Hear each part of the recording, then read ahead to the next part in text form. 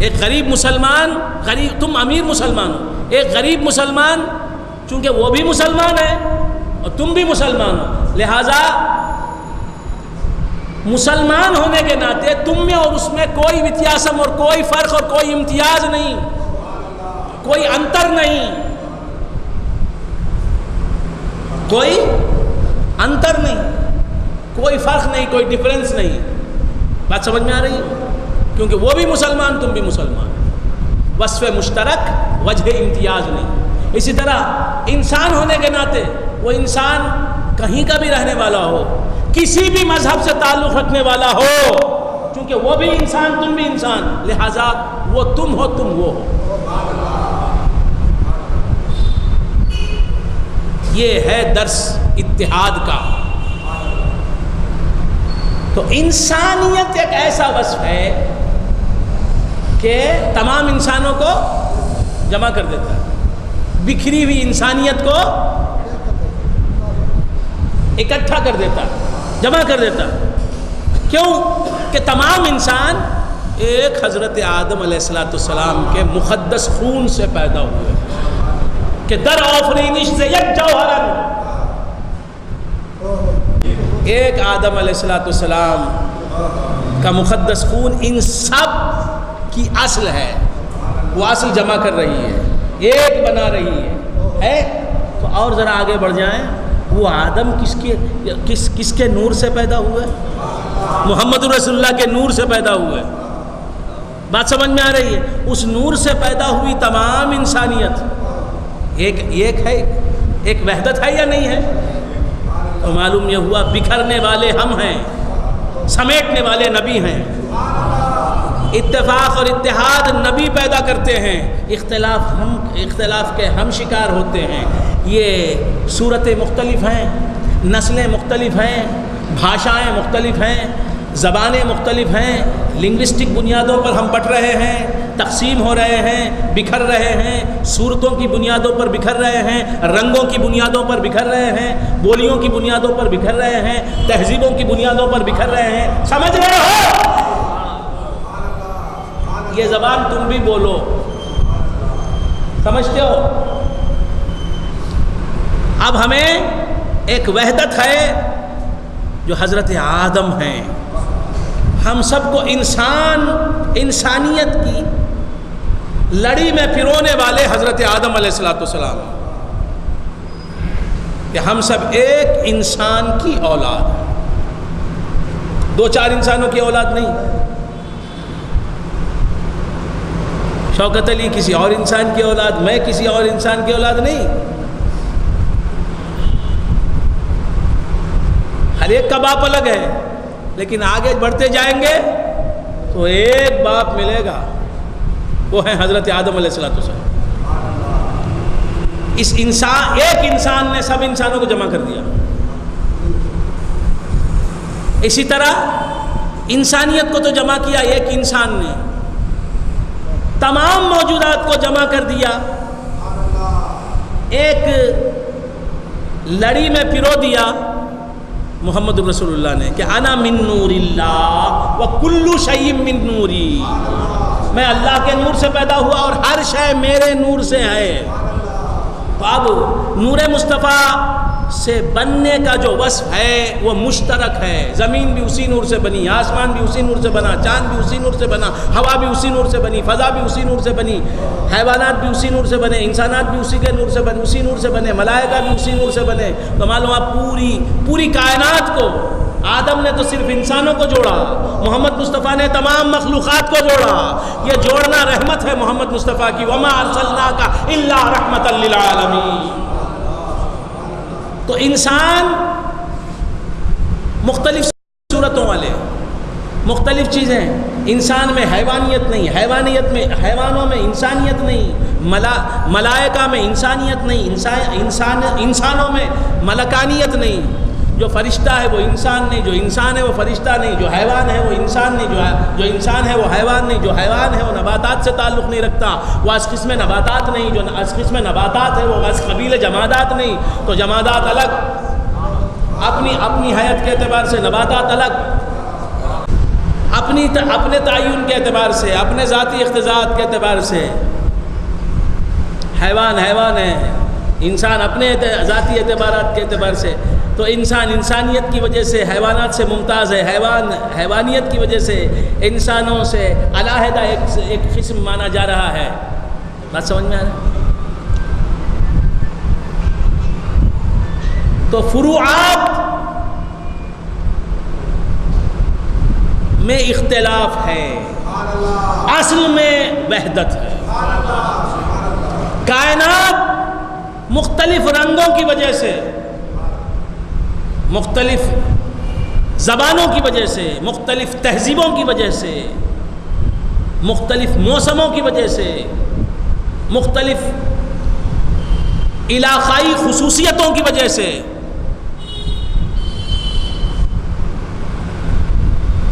خط پڑ رہے ہیں،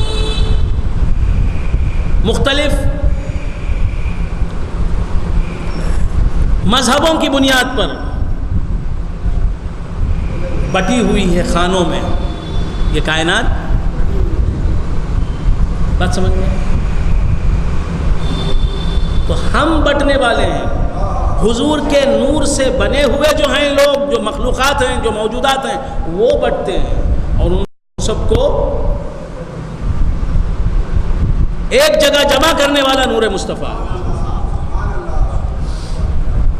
بس سمجھ میں؟ تو معلوم ہوا کثرت اور اختلاف اور بکھراؤ ہماری ذات کا تقاضا، اور وحدت اور اتحاد حضور کی ذات کا تقاضا۔ وَإِذْ قَالَ مُوسَىٰ لِقَوْمِهِ يَا قَوْمِ اذْكُرُوا نِعْمَةَ اللَّهِ عَلَيْكُمْ۔ بات سمجھ میں؟ تو حضور کے نور سے بنی ہوئی جتنی مخلوقات ہیں وہ سب مخلوقات حضور کے نور کی پرچھائیاں ہونے کی وجہ سے، حضور کے نور سے پیدا ہونے والی مخلوق کہلانے کی وجہ سے، حضور کے نور کی فرا ہونے کی وجہ سے تمام مخلوقات ایک ہیں، ایک وحدت میں سما جاتی ہیں۔ بات سمجھ میں آ رہی؟ تو بندگان خدا، اس سے معلوم یہ ہوا کہ اصل کی وحدت، اصل کا ایک ہونا فرا کو بھی ایک بنا دیتا ہے۔ ایک سے ایک ہی پیدا ہوتا ہے، ایک سے نکلنے والی چیز بھی ایک ہی ہوتی ہے۔ 1 کلو آٹا، اب آپ کی سمجھ میں آنے کے لائق مثال، تمثیل، ابھی تو نمبر کیا ملیں گے تقریر ختم ہونے کے بعد؟ ہاں وہ ملیں گے، میں پوچھ لوں گا میرا کیا نمبر ہے، ہاں ججز سے انشاءاللہ پھر آپ کو بھی بتا دیا جائے، بتا دیں گے وہ۔ تو کیا عرض کر رہا تھا؟ بھول گئے؟ 1 کلو آٹا، 1 کلو آٹا، اس آٹے سے حافظ صاحب نے 10 روٹیاں بن جاتی ہیں نا، بنائی تو ایک آٹا تھا، پہلی شکل اس کی اکائی تھی، ایک تھا وہ اپنی پہلی حالت میں، اس کے بعد دوسری حالت میں وہ 10 بن گیا، تو اب وہ 10 ہیں کیا؟ یہ معلوم یہ ہوا الواحد لا يصدر منه الا الواحد، ایک سے ایک ہی نکلتا، اگرچہ کہ 10 ہے لیکن وہ حقیقت میں، ظاہر میں 10 ہے، حقیقت میں ایک ہے، کیونکہ وہ 10 میں ایک ہی ایک جلوگر ہے۔ کتنی مشکل سے نکلا، بڑی دیر سے نکلا۔ تو بندگان خدا عرض کر رہا تھا، اصل اگر ایک ہے تو فرع بھی ایک ہے، اگرچہ کہ اصل واحد ہے اور فرع کثیر ہے، فرع کثیر رہتے ہوئے بھی اصل کی یکتائی کی وجہ سے، وحدت کی وجہ سے فرع بھی واحد مانی جاتی ہے۔ اسی طرح چونکہ نور مصطفیٰ ایک ہے، 2 نہیں، 3 نہیں، 4 نہیں، فی حد نفسی ایک ہے، لہٰذا اس نور سے بنی ہوئی انیک کائنات، کثیر مخلوقات بھی ایک وحدت ہے۔ ان میں سے کسی ایک کو دیکھ لینا، نور مصطفیٰ کا نظارہ کر لینا،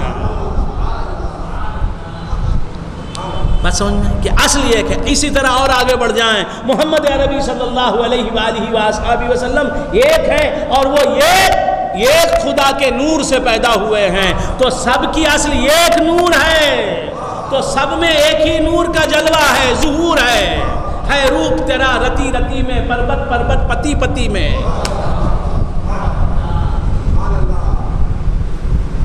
تو انیک کو دیکھنا ایک کو دیکھنا ہے، کثیر کا نظارہ کرنا واحد کا نظارہ کرنا. جب کثیر میں واحد ہے، جب کثیر میں واحد ہے، تو پھر اس کثیر میں ہر ایک واحد ہے، تو ہر ایک کی خوشی سب کی خوشی، ہر ایک کا غم سب کا غم، ہر ایک کی کامیابی سب کی کامیابی. وَإِذْ قَالَ مُوسَىٰ لِقَوْمِهِ يَا قَوْمِ اذْكُرُوا نِعْمَةَ اللَّهِ عَلَيْكُمْ إِذْ جَعَلَ فِيكُمْ أَنْبِيَاءَ وَجَعَلَكُمْ مُلُوكًا وَآتَاكُمْ مَا لَمْ يُؤْتِ أَحَدًا مِنَ الْعَالَمِينَ. بندگان خدا، ساری کائنات ایک وحدت میں کیوں سما جاتی ہے؟ اس لیے سما جاتی ہے کہ وہ ایک ہی وجود سے موجود ہوئی ہے. چونکہ ایک ہی وجود سے موجود ہوئی ہے، اسی لیے تمام افراد ایک قوم اور تمام اقوام ایک قوم کی شکل اختیار کر لیتے ہیں. پوری انسانیت ایک برادری ہے، ایک جماعت ہے، ایک وحدت ہے، اور پورا ایک وحدت.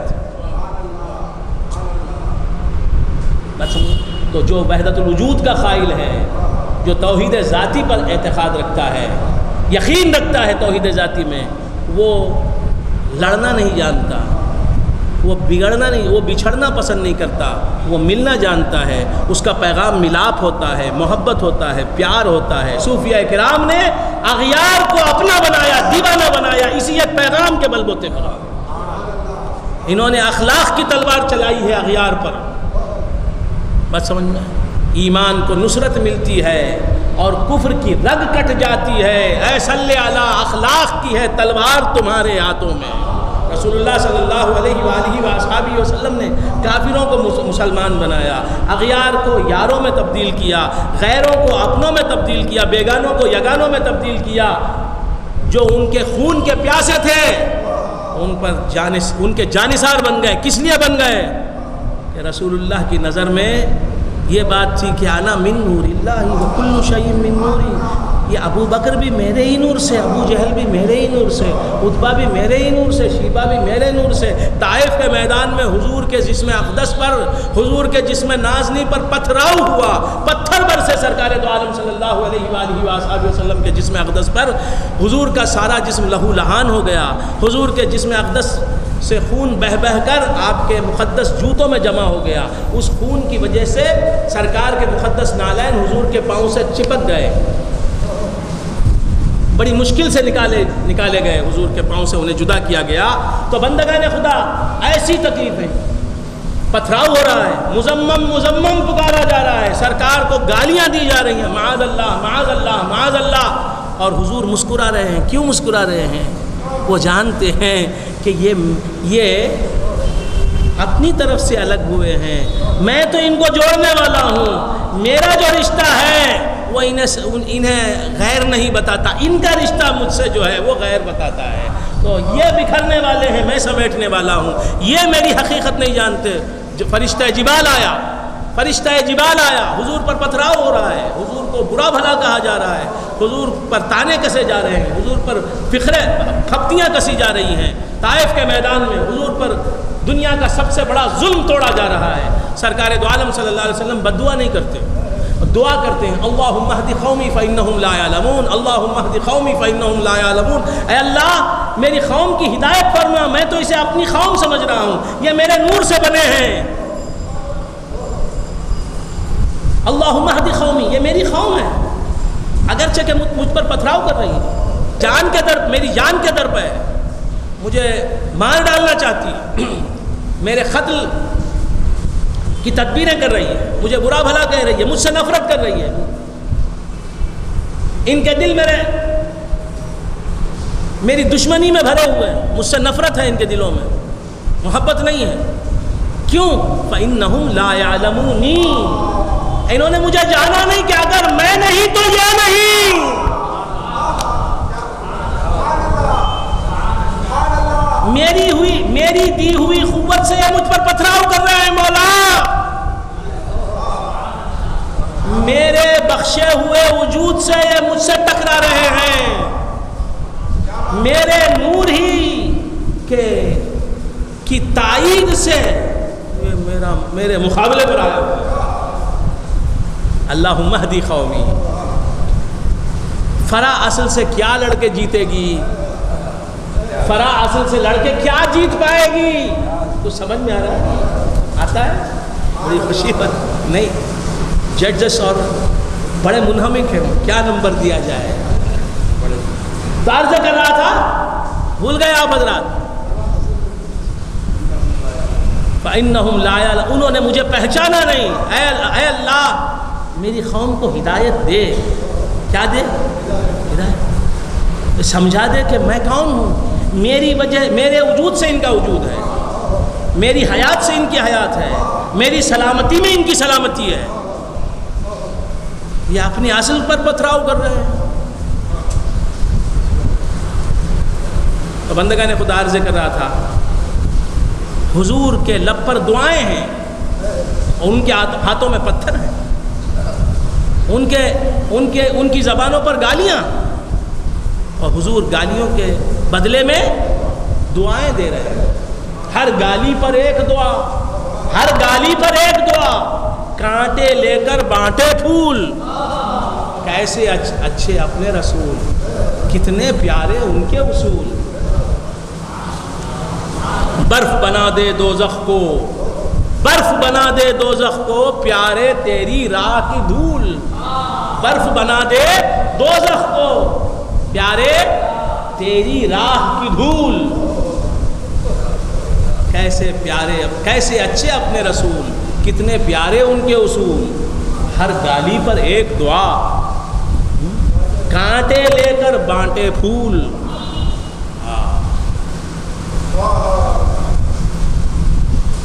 شرک ہے یہ، شرک ہے یہ تو شرک قبول، شرک ہے یہ تو شرک قبول، ذکر خدا ہے ذکر رسول، اگر یہ بات شرک ہے تو شرک قبول، شرک ہے یہ تو شرک قبول، ذکر خدا ہے ذکر رسول۔ وَإِذْ قَالَ مُوسَىٰ لِقَوْمِهِ يَا قَوْمِ اذْكُرُوا نِعْمَةَ اللَّهِ عَلَيْكُمْ إِذْ جَعَلَ فِيكُمْ أَنْبِيَاءَ وَجَعَلَكُمْ مُلُوكًا وَآتَاكُمْ مَا لَمْ يُؤْتِ أَحَدًا مِنَ الْعَالَمِينَ۔ معلوم یہ ہوا کہ سب ایک کیسے ہیں؟ چونکہ ایک ہی وجود سے بنے ہیں، ایک ہی وجود سے بنے ہیں، اس واسطے یہ سب ایک ہیں، ایک ہی نور سے بنے ہیں، ساری کائنات ایک ہی نور سے بنی ہے، اس لیے اس ساری کائنات میں اس ایک ہی نور کا جلوہ ہے، پھر وہ نور ایک ہی نور سے بنا ہے، اس نور میں ایک ہی نور کا جلوہ ہے۔ وَإِذْ قَالَ مُوسَىٰ لِقَوْمِهِ يَا قَوْمِ اذْكُرُوا نِعْمَةَ اللَّهِ عَلَيْكُمْ إِذْ جَعَلَ فِيكُمْ أَنْبِيَاءَ وَجَعَلَكُمْ مُلُوكًا وَآتَاكُمْ مَا لَمْ يُؤْتِ أَحَدًا مِنَ الْعَالَمِينَ۔ اور اے بنی اسرائیل، اللہ تعالیٰ نے تمہیں وہ نعمت عطا فرمائی ہے جو آج سے کسی کو عطا نہیں فرمائی۔ یہ کیا نعمت؟ ایک نعمت تو یہ کہ اللہ تعالیٰ نے بنی اسرائیل میں بہت سے انبیاء کو پیدا فرمایا، ایک نعمت، اور دوسری نعمت یہ کہ اللہ تعالیٰ نے بنی اسرائیل میں بہت سے لوگوں کو سلطنت عطا فرمائی، ملک عطا فرمایا، کنگڈم عطا فرمایا، شہنشاہ بنایا۔ یہ دو نعمتیں ہو گئیں، ہر نعمت الگ الگ ہے۔ اِذْ جَعَلَ فِيكُمْ أَنْبِيَاءَ ایک نعمت، پھر باب عاطفہ آیا، پھر کہا وَجَعَلَكُمْ مُلُوكًا، یہ دوسری نعمت، نبوت عطا فرمائی قوم بنی اسرائیل کو، یہ ایک نعمت اللہ کی قوم بنی اسرائیل پر۔ قوم بنی اسرائیل کو اللہ تعالیٰ نے بادشاہوں سے آراستہ فرمایا، بہت سے بادشاہ بنائے قوم بنی اسرائیل میں، یہ دوسری نعمت۔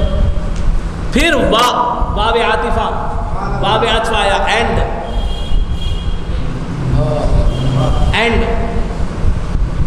اور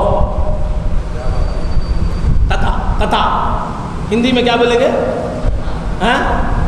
تتھا، اور تمل میں نہیں ہے، تمل میں نہیں ہے، انمو دونوں کے درمیان ایک لفظ ایسا ہی ہے نا، راسخ صاحب اور الطاف صاحب دونوں آئے، کیسا بولیں گے؟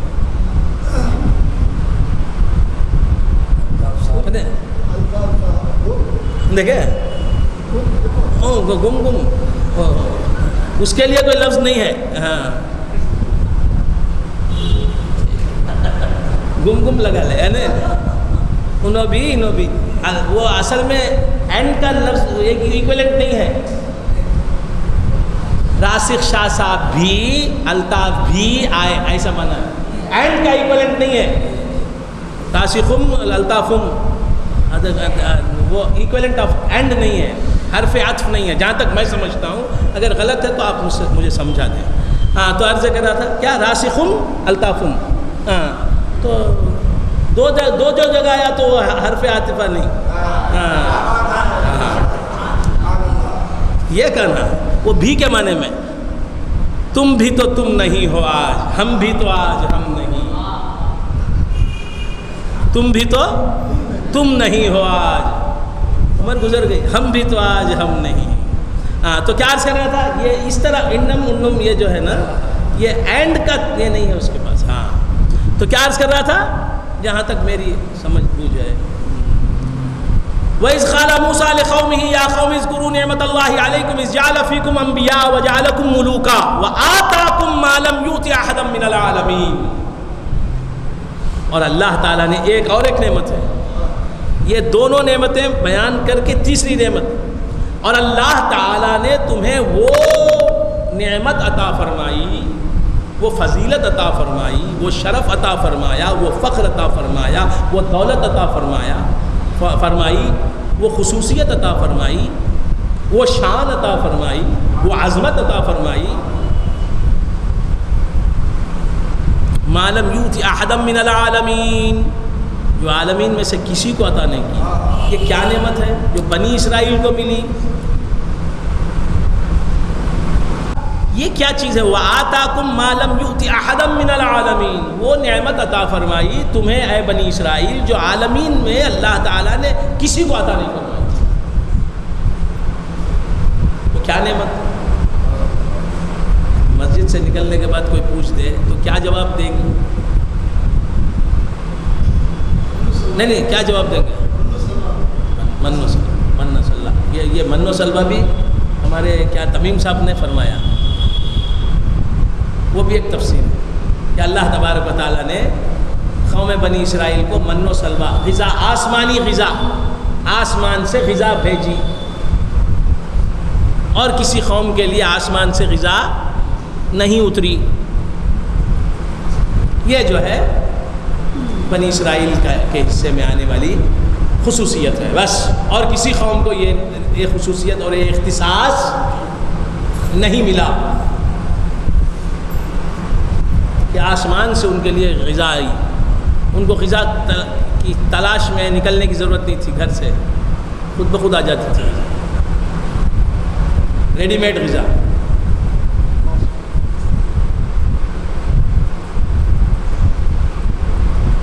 یہ بھی ایک تفسیر ہے من و سلوہ. اور کیا تفسیر؟ وَآتَاكُمْ مَا لَمْ يُؤْتِ أَحَدًا مِّنَ الْعَالَمِينَ.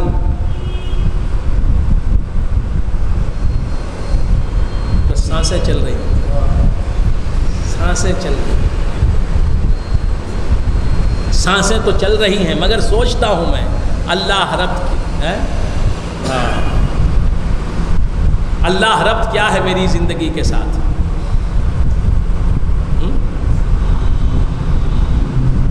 بس سانسیں چل. کیا عرض کر رہا تھا؟ موسیٰ علیہ السلام سے اللہ تعالیٰ نے بالواسطہ نہیں بلا واسطہ بالراست گفتگو فرمائی. موسیٰ علیہ السلام سے اللہ تعالیٰ نے جی بالراست ڈائریکٹ گفتگو فرمائی. ناموس اعظم کا وسیلہ بھی نہیں رکھا, جبرائیل امین بھی نہیں تھے, ڈائریکٹ گفتگو ہوئی. اللہ کا کلام ڈائریکٹ موسیٰ علیہ السلام کے مقدس کان سن رہے ہیں, یہ کہہ رہے ہیں وہ جواب دے رہا ہے, وہ کہہ رہا ہے یہ جواب دے رہے ہیں. کہا کہ تمہارے نبی کو اللہ نے بالراست گفتگو کر کے یہ شرف بخشا